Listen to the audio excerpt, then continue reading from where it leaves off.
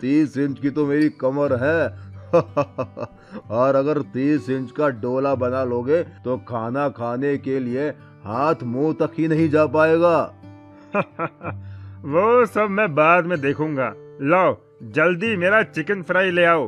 ठीक है, अभी लाया। दुकानदार जाता है और एक बड़े से बर्तन में ढेर सारा चिकन लाता है।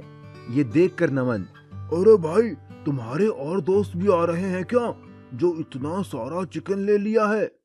अरे नहीं नहीं, ये तो मेरा अकेले का खाना है। लगता है तुम इस गांव में नए आए हो।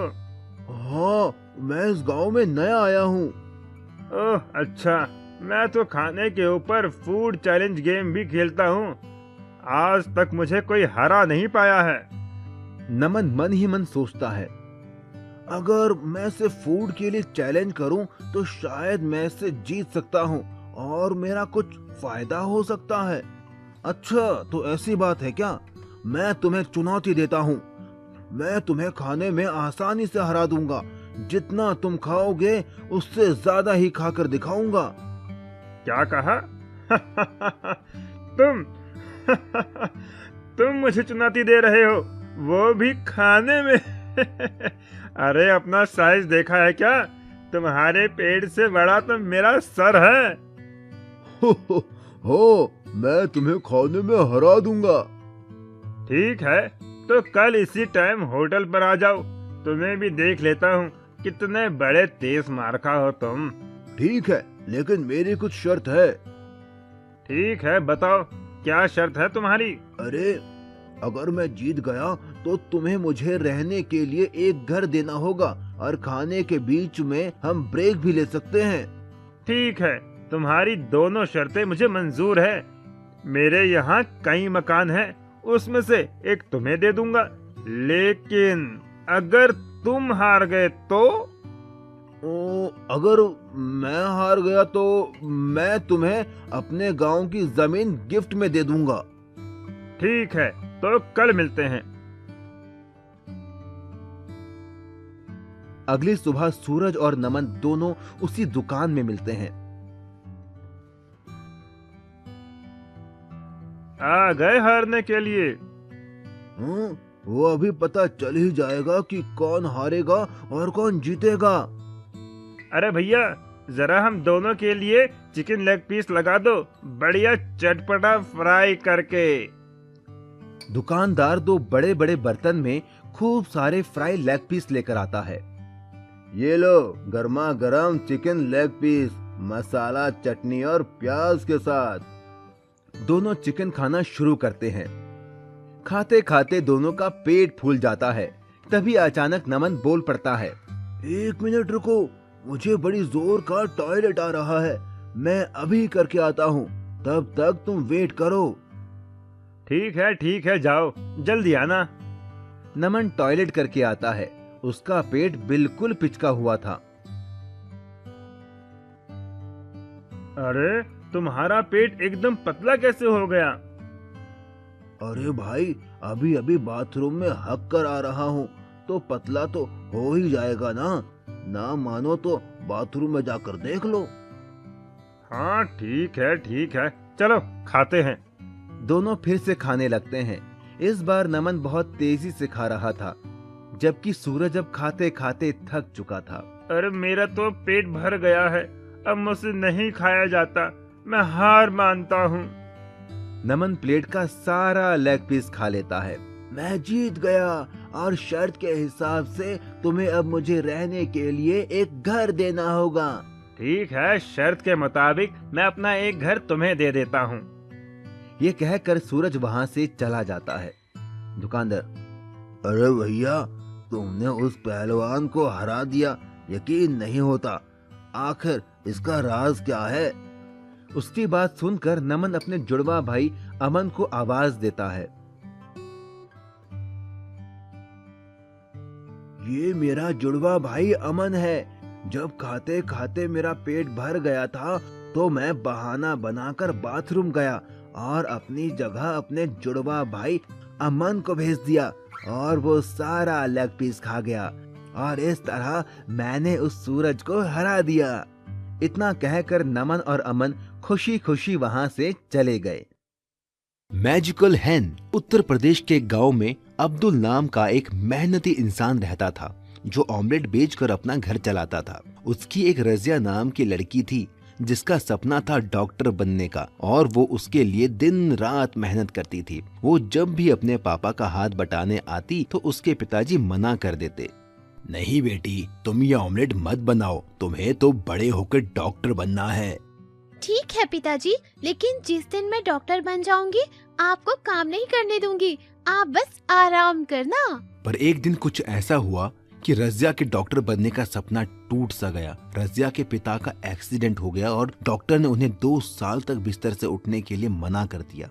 रजिया को ऑमलेट बनाना आता ही नहीं था, ना ही वो ठेला लगा सकती थी, इसीलिए वो जंगल जाकर लकड़ियां बिनकर लाती और उन्हें शहर में बेचकर अपने परिवार का पेट पालती। उसकी पढ़ाई भी पूरी तरह छूट गई। एक बार जब वो लकड़ियां बिनने पास के जंगल गई तो उसे किसी के रोने की आवाज आई। मुझे बचाओ, मुझे बचाओ, बचाओ मुझे। रजिया दौड़कर उस आवाज की ओर गई। उसने देखा एक अजीब सी दिखने वाली बूढ़ी औरत रो रही थी। उसके पूरे शरीर पर घाव और फोड़े थे। उसने जाकर उससे पूछा, माँ जी, आपको क्या हुआ है? मुझे एक बहुत खतरनाक बीमारी है जिस वजह से मेरा शरीर धीरे धीरे गल रहा है। अगर पास वाली पवित्र नदी से पानी लाकर मुझ पर छिड़का जाए तो मैं ठीक हो जाऊंगी, लेकिन एक शर्त है। कैसी शर्त माँ जी? मैं तो उस पानी से ठीक हो जाऊंगी, लेकिन मुझको ठीक करने वाले इंसान को ये बीमारी हो जाएगी। रजिया ने कुछ सोचा और कहा, कोई बात नहीं, मैं आपको यूं दर्द में नहीं देख सकती। आप मेरी दादी की उम्र की हो, मैं आपकी बीमारी लेने को तैयार हूँ। इतना कहकर वो जाने लगी, लेकिन तभी उस बूढ़ी औरत ने उसे रोका और वो औरत एक खूबसूरत परी में बदल गई और रजिया से बोली, मैं तो बस तुम्हारी परीक्षा ले रही थी। आज तक तुम जैसा भला इंसान मैंने कभी नहीं देखा जो दूसरों का दर्द और बीमारी अपने ऊपर ले। बोलो, तुम्हें क्या तकलीफ है? फिर रजिया ने सारी बात परी को बताई कि कैसे पिता का ऑमलेट का ठेला ना लग पाने की वजह से उनका परिवार भूखा मर रहा है। उसकी बात सुनकर उस परी ने एक मुर्गी रजिया को देकर कहा, ये एक जादुई मुर्गी है, बाकी मुर्गियाँ तो सिर्फ अंडे देती हैं, ये मुर्गी तो सीधा ऑमलेट देगी, वो तुम जितने चाहोगी उतने। रजिया उस जादुई मुर्गी को लेकर घर आ गई और उसने फिर से ठेला लगाना शुरू कर दिया। वो एक कमरे में मुर्गी को छिपाकर ऑमलेट बनाने का नाटक करने लगी ताकि किसी को जादुई मुर्गी का पता ना चले। वो मुर्गी दिन में जितने ऑमलेट चाहे उतने देती।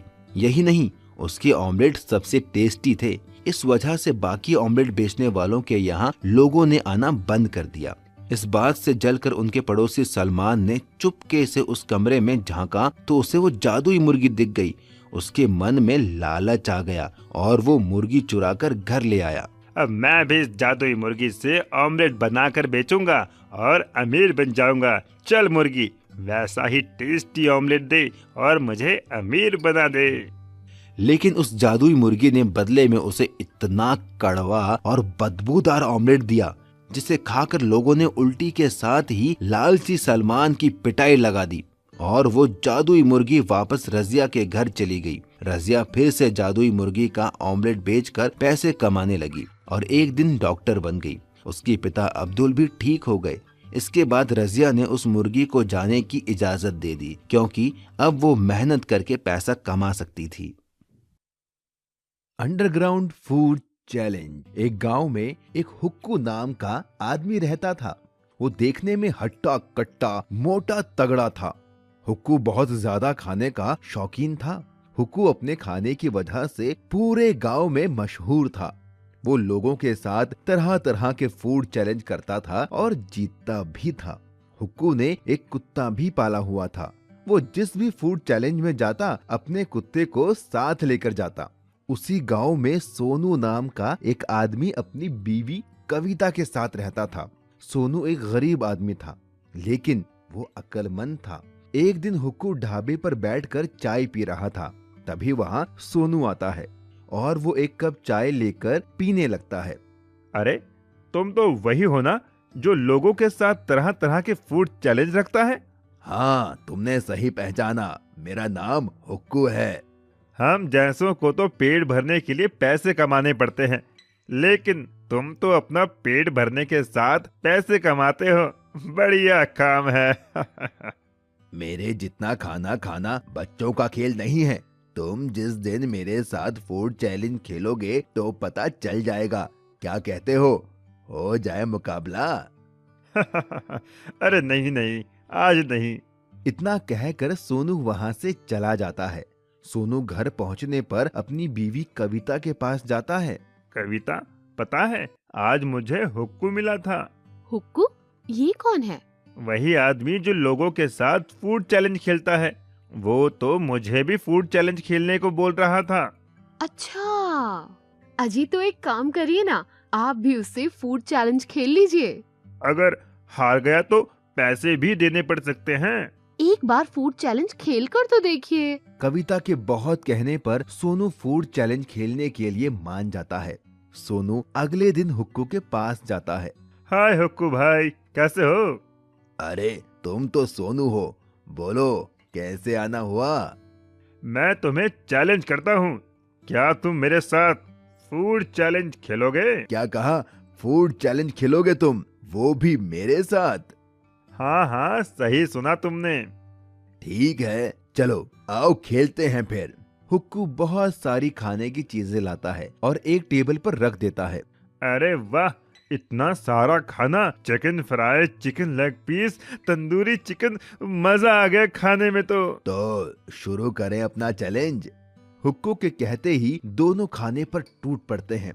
हुक्कू चुपके से तंदूरी चिकन अपने कुत्ते को खिला देता है। देखते ही देखते हुक्कू सारा खाना खत्म कर देता है और जीत जाता है। देखा, मैं फिर से जीत गया। चलो लाओ मेरे पैसे। Oh shit! सोनू शर्त के मुताबिक हुक्कू को पैसे देकर चला आता है। क्या हुआ जी? कुछ नहीं, बस हार गया मैं फूड चैलेंज में। हे भगवान, ये हुक्कू का बच्चा कितना खाता है, इसकी सांस भी नहीं फूलती क्या? ये सुनकर सोनू के दिमाग में एक आइडिया आता है। वाह मेरी जान, क्या आइडिया दिया है! क्या हुआ जी? हमारे बंजर खेत में जो हमने पानी के लिए अंडरग्राउंड बनवाया था, उसी में फूड चैलेंज खेलूंगा। मोटा होने की वजह से हुक्कू दमे का मरीज है। अगर मैं जमीन के अंदर उसके साथ फूड चैलेंज खेलूं तो मैं जीत सकता हूं। अगले ही दिन सोनू ने हुक्कू को फूड चैलेंज किया। फिर से हारना है क्या तुम्हें? इस बार अंडरग्राउंड फूड चैलेंज होगा। हम दोनों जमीन के अंदर ही खाना खाएंगे। हुक्कू सोचता है कि वो जमीन के अंदर भी अपना कुत्ता ले जाएगा और चुपके से उसे खाना खिला देगा और बेईमानी करके जीत जाएगा। हुक्कू सोनू की शर्त मान लेता है। अगले दिन हुक्कू, उसका कुत्ता, सोनू और उसकी पत्नी अपने बंजर खेत में जाते हैं और एक रास्ते के जरिए वो नीचे पहुंच जाते हैं। कविता ने पहले से ही tandoori chicken, chicken fry, burger, chow mein सब मंगवा लिया था। कविता कुत्ते और हुक्कू के बीच में आकर बैठ जाती है ताकि हुक्कू बेईमानी ना कर पाए। दोनों में फूड चैलेंज शुरू हो जाता है। खाते खाते अचानक हुक्कू को सांस लेने में दिक्कत होने लगती है। उसका कुत्ता भी उससे दूर था, वो बेईमानी भी नहीं कर सकता था। अरे बाप रे, अब और मुझसे नहीं खाया जाएगा।